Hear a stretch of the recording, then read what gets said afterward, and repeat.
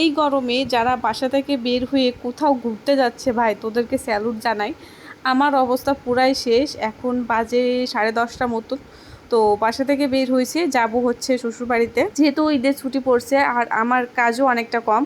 তো যার কারণে হচ্ছে বাড়িতে যাচ্ছি। আর আমার গ্রাম থেকে হচ্ছে শাশুড়ি মা আসছিল, মূলত আমাদেরকে তিনি নিতেই আসছিল। তবে আমি টেনশনে আছি যে এখানে এত পরিমাণে গরম, না জানি বাড়িতে কি পরিমাণে গরম। আর এই যে মিঠারানি সে তো গরমে পুরাই ভ্যাটকাই গেছে। আর এই ভিডিওগুলো হচ্ছে করা নাভারণ থেকে, আমরা যখন যশোরে বাসে উঠি তখন হচ্ছে ভিডিওটা করা। আর মিঠাই সে তো হচ্ছে একবার সিটে বসছে, সিটে বসে কোনো মতেই উঠবে না, তো বাধ্য হয়ে তার জন্য একটা সিট নিতেই হলো। আর এত পরিমাণে গরম ছিল, আর তার ভিতর এই পরিমাণে ভিড়, এরা যাত্রী তুলেই যাচ্ছে তুলেই যাচ্ছে তুলেই যাচ্ছে। এই হচ্ছে লোকাল বাসের হচ্ছে একটু অসুবিধা। তো আমাদের এখান থেকে খুব সম্ভবত বেনাপোল থেকে ঝিনাইদহের হচ্ছে বাসগুলো, মানে একেবারে পরিবহন যেগুলো আর কি, ওইগুলো পাওয়া যায় না। পাইলেও হয়তো বা টাইম টু টাইম মেনটেন করে যাইতে হয়। আর আমাদের যেহেতু তাড়াহুড়ো ছিল, বাড়ি যাইতে পারলেই বাঁচি, তো সেই জন্য আসলে ওইভাবে খোঁজখবরও নেওয়া হয় নাই। আর এই যে মিঠে রানী কিন্তু ঘুমাই গেছে, যেহেতু বাস চলতেছিল, বাস চলে হালকা পাতলা একটু বাতাস লাগতেছিল, তো সেই বাতাস পেয়েই মূলত সে ঘুমাই গেছে।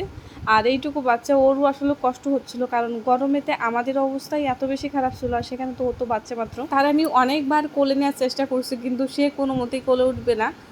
সে ঘুমিয়ে পড়ছে, ঘুমিয়ে পড়ার পর যখন তাকে কোলে নিচ্ছে, সে আবার উঠে মানে কান্নাকাটি করে আবার সিটে যেয়ে বসছে, মানে সে কোলে উঠবেই না। তার ঠাম্মা তাকে অনেকবার নিতে গেছে, আমার মা তাকে অনেকবার নিতে গেছে, কিন্তু সে কারোর কাছে যাবে না, সে মায়ের পাশে বসেই যাবে। তো আর কি করার, এই যে সব কিছু মিলে আর ভিডিও টিডিও করা হয় নাই। মাঝে পরে হচ্ছে কালীগঞ্জে একটু বেশি লেট হয়েছিল, তো তার ঠাকুমা হচ্ছে মিশের জন্য একটা জামা কিনবে। তো কালীগঞ্জে তো সেরকম জামা পালাই আমি না, তারপরে ছোট্ট একটা গেঞ্জি কিনে তারপর হচ্ছে ব্যাক করলাম।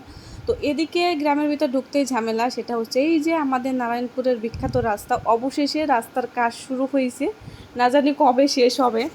রাস্তা তো পাকা যে পর্যন্ত ছিল ওইখানে আমাদের নামা দিয়েছে, মাঝে পড়ে যে 1 কিলো পথ, সেই 1 কিলো পথ কিন্তু আমাদের হেঁটেই আসতে হয়েছে।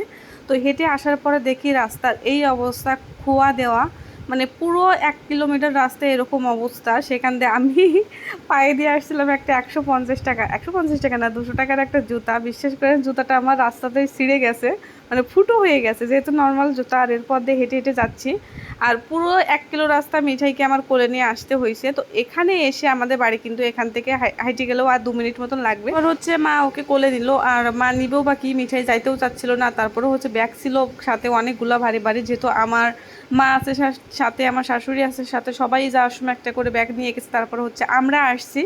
আর বাসা থেকে আসার সময় তো রেশন টেশন টুকটাক হাবিজাবি জিনিসপত্র থাকে, তো সব কিছু মেলায় বাসা থেকে যখন বাড়িতে আসি তখন ব্যাগ ইয়া বড় বড় ভারী ভারী, আর যখন গ্রাম থেকে হচ্ছে বাসায় যাই তখনও কিন্তু সাথে 2-3টা করে ভারী ভারী ব্যাগ থাকে। তো এই হলো অবস্থা, আর আমাদের রাস্তা হচ্ছে অবশেষে।